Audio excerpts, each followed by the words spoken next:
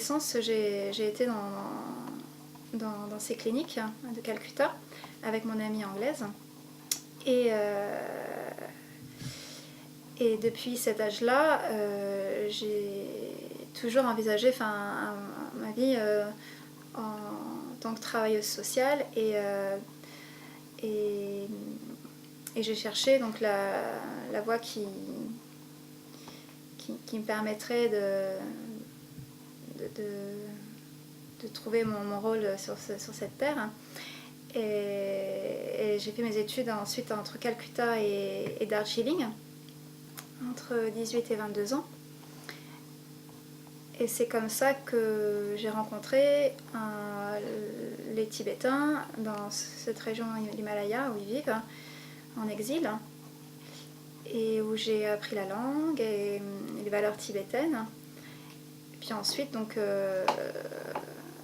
automatiquement, j'étais avec des armes, des compétences pour aller travailler en tant que travailleuse sociale au Tibet. Et c'est ce que j'ai fait en montant d'abord une ONG entre 2002 et 2007, en gérant des projets de développement local avec des nomades sur des régions très reculées du Tibet. Et voilà, jusqu'à 2008, une période clé pour le Tibet, l'avenir du Tibet, et aussi la création à ce moment-là de Global Nomad, qui est le projet sur lequel je suis actuellement et qui sert les Tibétains, les entrepreneurs, pour les accompagner dans leur démarche de projet économique et avec toute une dimension sociale. Et on essaie de structurer un réseau dans ces entrepreneurs tibétains qui sont donc des partenaires de Global Nomad qui ont donc déjà un projet établi, un projet économique et social, et on les aide sur des aspects donc, qu'ils ne maîtrisent pas très bien, notamment sur les barrières de la langue. Par exemple, ils ont un objet d'artisanat ou un voyage dans une région très reculée du Tibet, et ils aimeraient faire connaître leur voyage, et ils viennent vers nous pour donner une visibilité à cette offre.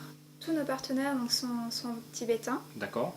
Ils sont des entrepreneurs responsables ou entrepreneurs sociaux. 3 secteurs, le tourisme responsable, la haute montagne et l'artisanat. De plus en plus d'entrepreneurs ont émergé et avec des projets divers et avec un grand respect de garder leurs valeurs tibétaines au centre de leur projet économique. Donc c'est sur cette base-là en fait que Global Nomad a choisi de s'ancrer sur ce territoire avec ce réseau de partenaires. Donc je crois qu'il faut déjà savoir vraiment identifier les vrais besoins des gens pour pouvoir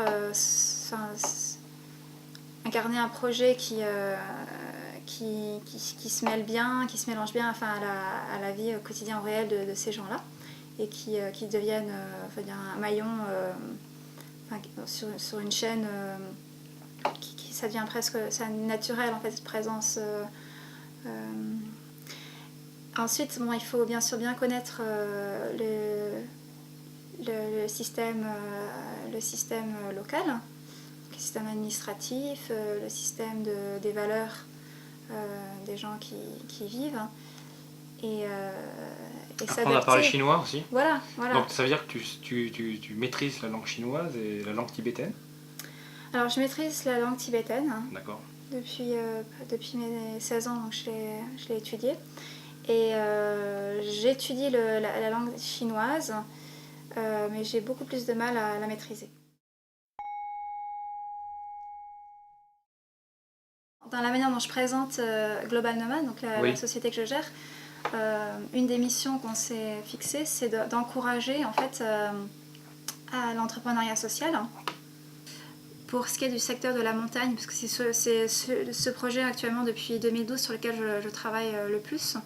Donc ce sont des guides tibétains qui vivent au pied de l'Everest et qui sont venus à Lhasa pour suivre une formation de guide de très haute montagne. Et ils ont tous entre 20 et 40 ans. Ils ont tous été jusqu'à 10 fois au sommet de l'Everest. Ils sont en train donc d'être formés à accueillir une clientèle européenne pour ces expéditions en très haute montagne. Et je suis un maillon responsable de déterminer les critères de qualité de service pendant ces expéditions pour une clientèle européenne. Donc je travaille en partenariat avec une école de montagne, une compagnie des guides de haute montagne, donc une agence privée, et des organisations associatives d'experts que je fais intervenir sur des sujets comme la communication interculturelle ou l'environnement ou l'impact social qui viennent pour des thèmes bien spécifiques pendant les formations. Donc c'est un partenariat gouvernemental, privé et associatif. La plupart du temps, je suis en déplacement donc, avec les nomades ou dans des régions très reculées du Tibet pour suivre les projets, pour accompagner des voyages et puis aussi faire des expéditions en très haute montagne, donc des expéditions qui durent 2 mois, 1 mois, avec toute une préparation avant l'expédition où je dois être sur place. Donc, par exemple, pour une expédition comme l'Everest, il faut compter 3 mois dans l'année dédiés entièrement à être dans la montagne, ou en tout cas en préparation pendant 1 mois avant de monter, et puis 2 mois dans la montagne. Et là, en fait, la nourriture, c'est le minimum, en fait. Et puis les conditions de vie, c'est une tente dans le vent, dans les cailloux.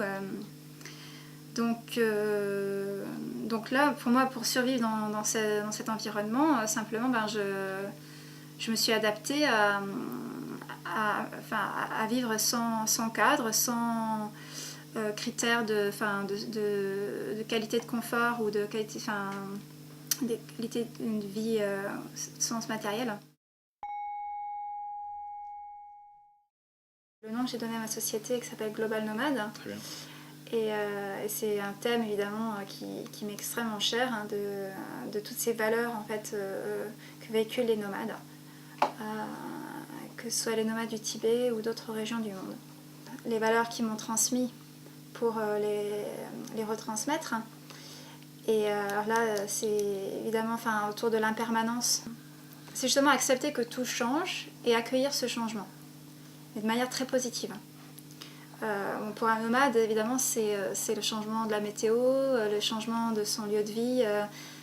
Et s'adapter à ce changement, c'est son mode de vie. Il a une autre valeur qui est aussi fondamentale, qui est le contentement. Se contenter de peu, parce que sa mobilité en fait, ne lui permet pas de pouvoir transporter beaucoup de choses. C'est un état simplement de complétude en fait, avec ce qu'on a. Et ça permet de se libérer en fait, l'esprit, puis aussi matériellement, de tas d'encombrements et de tas de distractions de l'esprit sur la recherche continuelle d'avoir plus ou d'avoir autre chose. Et ça donne de l'espace en fait pour penser à autre chose ou simplement aussi cesser de toujours vouloir penser. Et ça permet plus un état contemplatif ou un état de détente et de repos avec ce qui est là. Donc ces deux valeurs-là, l'impermanence et du contentement, C'est un peu synonyme pour moi de cette richesse en fait, de la mobilité. Moi je me considère aussi comme une nomade qui n'a pas le luxe d'avoir beaucoup de choses, ça c'est certain, vu que si je dois partir du jour au lendemain, si les autorités chinoises me demandent, je dois quitter le territoire. Donc il n'est pas question de m'attacher à un lieu ou à des choses matérielles parce que je peux les perdre aussitôt. D'accord. Donc ça déjà c'est un premier pas, de bien saisir que c'est pas en essayant d'acquérir quelque chose d'en plus qui serait construit et contrôlé, mais plutôt d'enlever en fait, d'enlever des barrières qu'on se met à justement pas croire justement la possibilité que les choses peuvent venir ou des barrières d'avoir peur de tas de choses. On a besoin pour nourrir cette foi ou cette conviction de signes, tout simplement, extérieurs, qu'on est sur la bonne voie. Et parfois, ces signes extérieurs s'évanouissent dans l'espace ou le temps et sont plus là. Et là, il faut encore aller creuser, encore chercher encore plus en profondeur en soi, donc dans les ressources qui sont en nous et bien cachées, pour retrouver le lien avec le projet qui faisait sens au départ. Et d'avoir de la patience et d'avoir de l'acceptation envers les moments difficiles et les accueillir et d'essayer d'en faire une force justement au lieu qui nous rendent encore trop apeurés. Mais ils viennent forcément ces moments-là. Est-ce qu'il y a des personnes sur des rencontres, des chemins sur notre chemin qui nous permettent de découvrir cette confiance ou pas forcément des personnes, ça peut être aussi des livres ou ça peut être des documentaires vidéo ou des traditions philosophiques ou un art. Donc je pense qu'il y a la confrontation à la souffrance d'une part, voilà. Après aussi à la mort d'autre part dans d'autres expériences après que j'ai vécues plus récemment.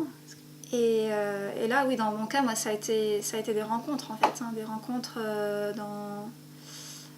dans les traditions orientales, de personnes qui avaient poussé jusqu'à presque l'état ultime en fait de parcours spirituel et qui à leur contact en fait transmettaient cette force, cette confiance inouïe qu'ils ont acquis eux-mêmes et qui simplement en étant en présence et communiquer en fait et donc ça éveille cette même confiance à la possibilité justement qu'on puisse être plein d'une richesse intérieure. Et oui, si j'ai un message à faire passer, c'est aller dans les lieux qui vous font peur. Quand je dis ça, c'est pas qu'en termes de lieux physiques. Hein. Alors, il faut couper là, non, non, je rigole, mais aller sur des lieux qui vous font peur. Voilà. Faites face à la souffrance que ça va générer d'être dans un lieu inconnu ou dans des manque de repères total, parce que cette souffrance fait grandir et renforce. Oui, il faut être lucide, il faut être réaliste, c'est-à-dire qu'on ne peut pas vivre sans manger, avoir un toit pour dormir et se réchauffer, et il y a des lois physiques qu'on ne peut pas contourner. Simplement, avec son esprit, avoir le courage d'inventer, imaginer, explorer des nouvelles possibilités et après, petit à petit, amener la réalité à à suivre son projet d'un idéal qu'on s'est fixé. Mais je dirais oui, c'est un courage surtout au niveau de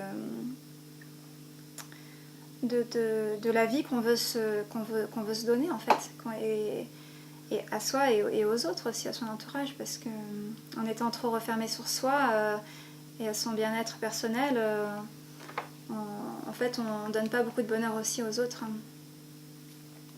Mhm.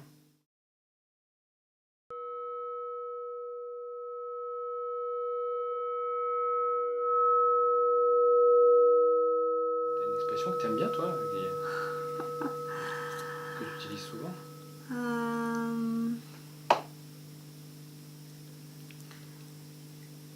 Indere, ça veut dire c'est comme ça.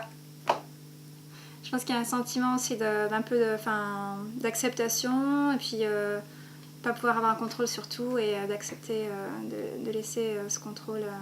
Indere. Indere. Indere. Re.